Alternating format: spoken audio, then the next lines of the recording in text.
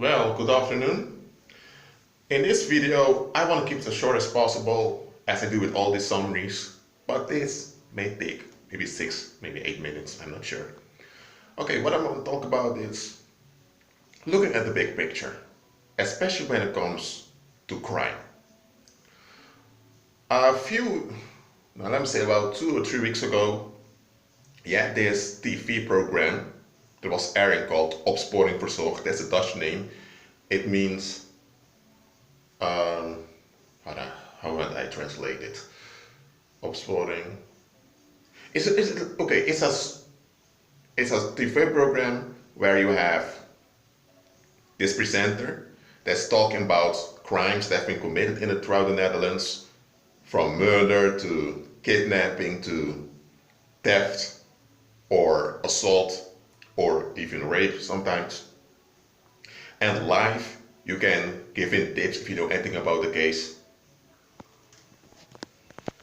And well, it helps because a lot of cases are being solved because of that show. It's every Tuesday around 8:30 till 10:30. And when I look at that series, at that TV show, it's not really a show or a program. Anyway, when I look at it, a lot of people they see those cases. Like last time, there was this case where you had 4 burglars or robbers, however you want to call them. They were probably from either Turkish or some Asian descent.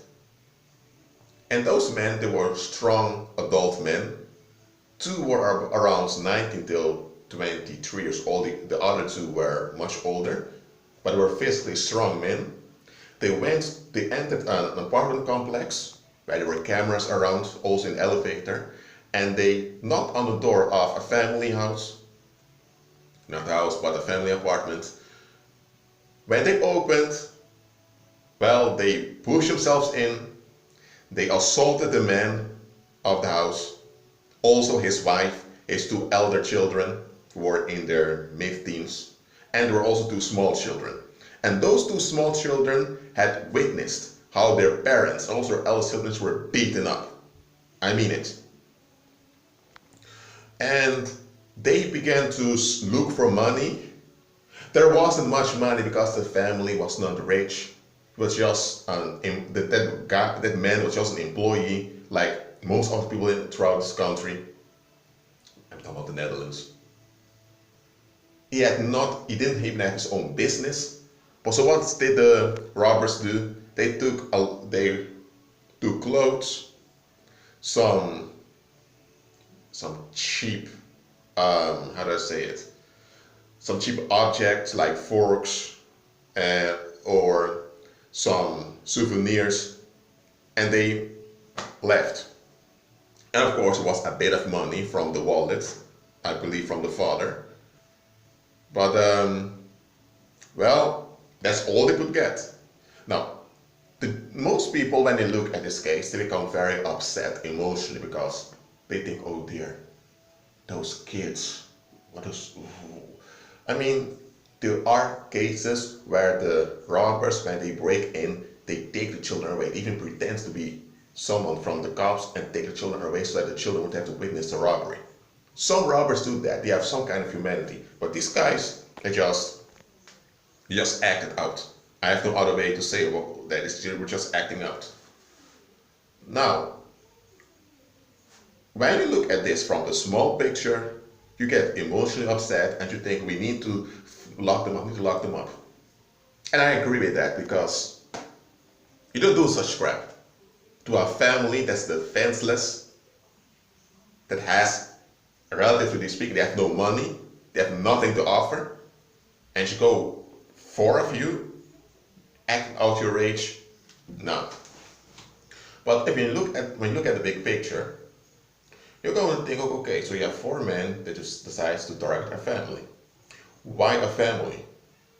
If they wanted to have money, why didn't they rob one of those cafeteria? I'm not advising people what to do with criminal activity because I'm not supporting it, but I'm thinking, if you want money and you really need to use rage and endanger yourself, why not go somewhere where there is money to get?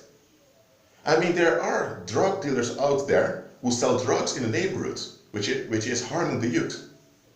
And they have thousands of euros. Sometimes they even show off with it on Instagram. So if you four guys were so tough, why didn't you go to one of those drug dealers and rob them? And then those drug dealers would have known, okay, maybe we should stop selling drugs because we can become the target of other criminals also. They didn't do that. Why didn't go up to a rich neighborhood where rich people live?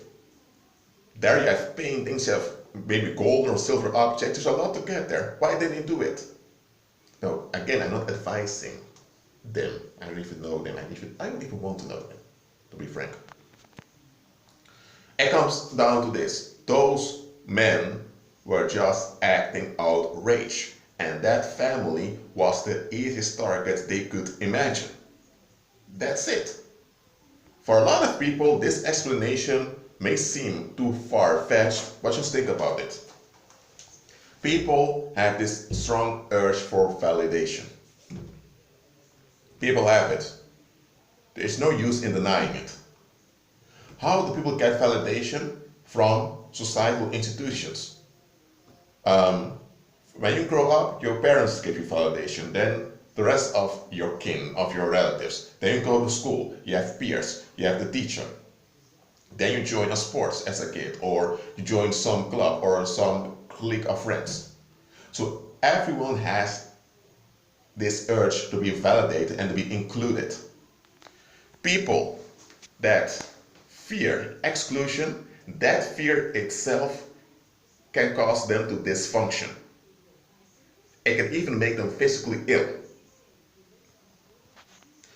And that's why human beings have this strong urge to conform.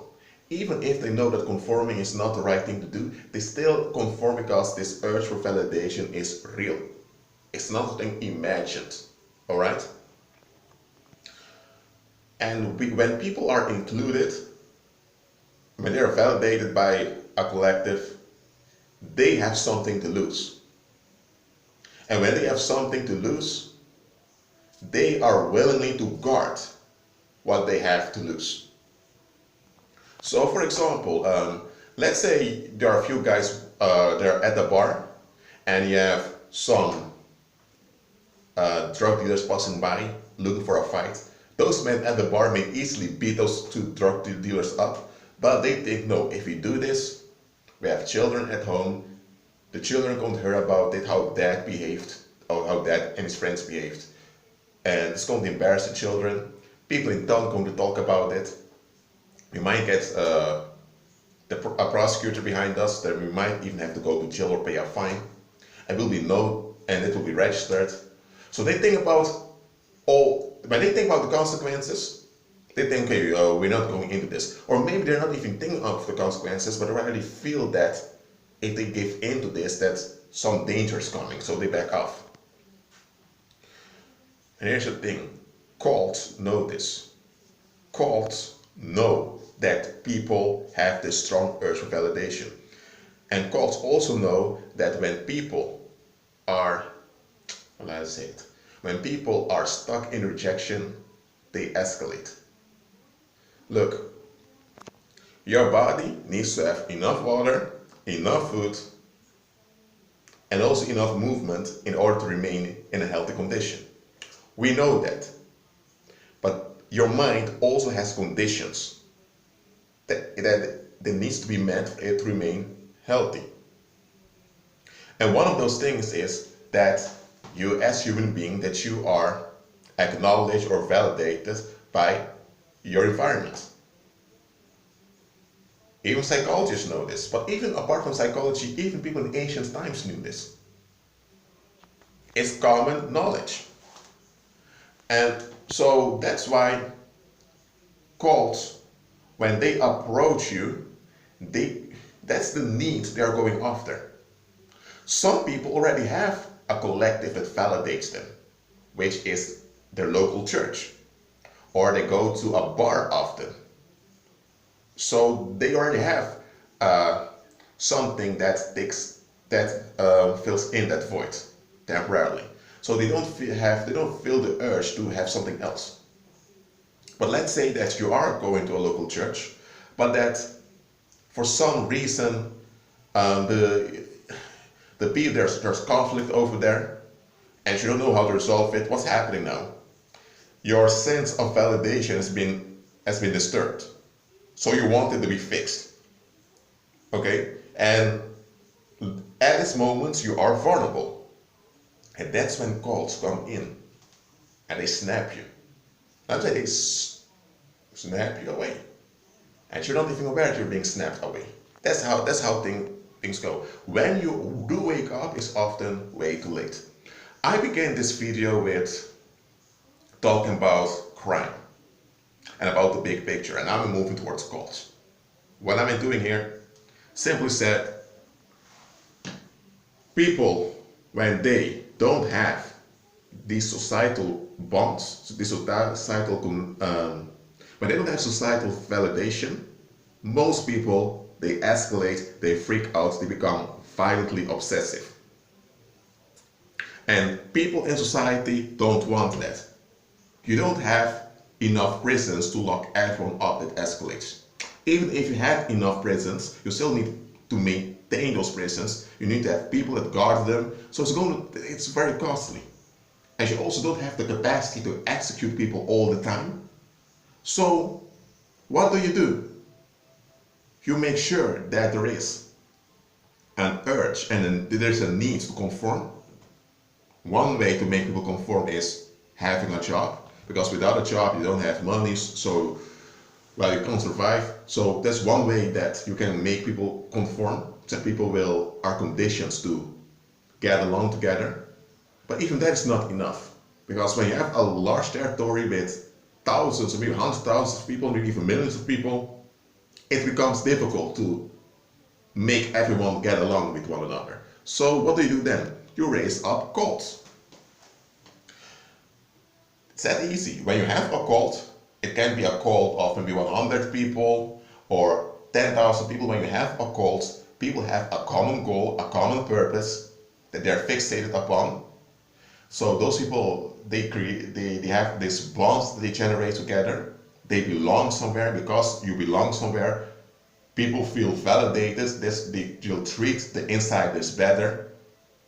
And also, when it comes down to sexual relationships, it's more people that are in a cult are more likely to look for a partner that's also part of the cult who is similar to them. So also that issue has been resolved, that sexual tension is also resolved in society by having cults.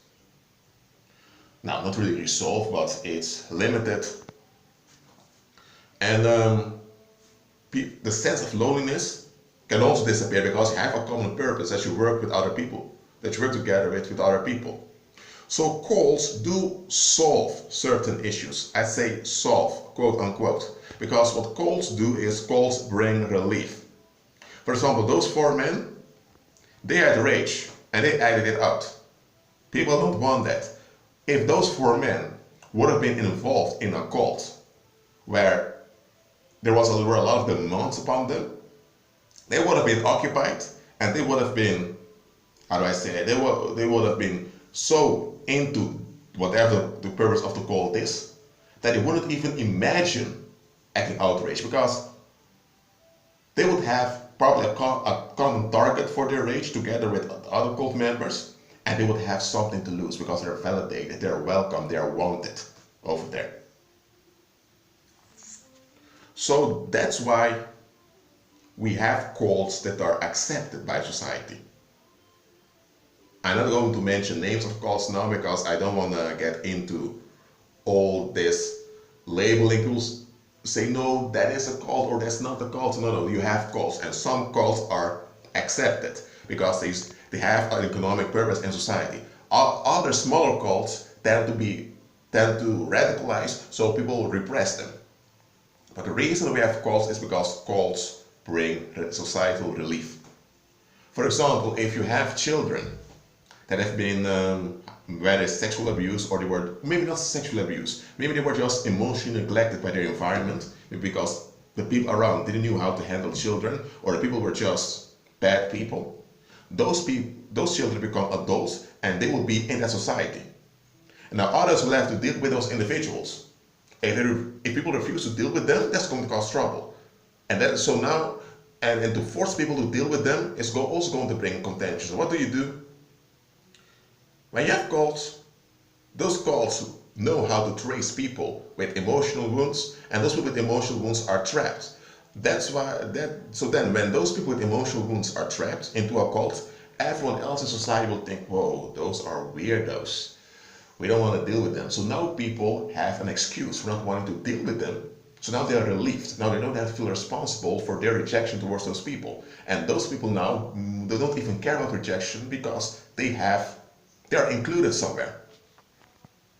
Now, does this really solve is this really a solution to what's going on in the community? No, because the root is not dealt with, but it's a manifestation that has been relocated. But cults cannot, replace all the symptoms. There will always be cases where there is rage, and the rage will manifest itself and people will get hurt. But cults reduce it. Am I now saying that cults are okay, that we need to praise cults? No, I'm not saying that. Just understand that cults have their purpose in society. The reason why some of you who are watching this, why you don't face much disturbance in your daily life is because most of the people that have bad energies, they are stuck at the cult. Because you have all these groups that are segregated, they're into their own alternative realities. That's removing their attention from you. Because what would happen if you would dissolve all cults? What would happen if you do that? It's the same as if you would remove all liquor stores. Why are people alcoholic? Alcoholic is a disorder of the mind that has developed by the repression of emotional pain. By when they are drinking, it numbs down brain signals in the brain, so the memories are repressed, and that's causing them not to act out violently or being overtaken by rage. So even alcoholism, people don't want to admit it. Let's say those bars and those liquor stores, they attract people with emotional tensions. They become alcoholic, and the community is relieved from having to deal with what happened to those people and what's going on with those people. That's why we have so many liquor stores in towns. Even in poor places. In some countries in Africa and also Latin America, even in Europe, there is poverty, but there's always a liquor store that's alright. So the leaders cannot manage what's going on, but they do manage to maintain the liquor stores because they know what they're doing. Well, if you would remove all liquor stores, that means that the people that go there to get relief can't get relief anymore. So what's going to happen? You're going to have more stabbings, more fights breaking out, more homicide, more sexual aggression. All of that will increase. Why? Because the symptoms are not replaced towards drinking, becoming drunk at the bar. So I made this video so that you will see the big picture of crime. A lot of people have this naive idea that if you get more police officers or you get a better police apparatus, that crime will be solved. That's not true. Crime is a symptom of the fallen mind and the fallen condition of mankind. And to be frank, it will never be, how I'd say, solved. It will be managed. It can be fought against. And it can be reduced. But until the day Christ returns, until at the end of history, there will be crime. And as it looks like now, it will increase. But that being said, I didn't make this video to discourage you. I just want to open your eyes so you can look at the bigger picture. Cults, even though people will say cults are wrong, cults are this, cults do replace symptoms. Now, am I praising that? No. I want people to have deliverance. But I'm being realistic. A lot of folks don't want deliverance. Because with deliverance, you have to deal with what's going on. You have to deal with things from the roots. And truth being told, most people don't want to go there. Most people just want to hold on to the relief, hold on to their excuse, hold on to their negative views for other people. As mentioned before, that let's say you have a cult that draws people with emotional wounds. When those people with emotional wounds are trapped inside that cult, there will be violence within that cult between those people, also from the people, from the cult leaders itself. But because of this, now, an alternative would be that this cult would be dissolved and all those people would be just in society. But those people with emotional wounds would be exploited by others, would be blamed by others.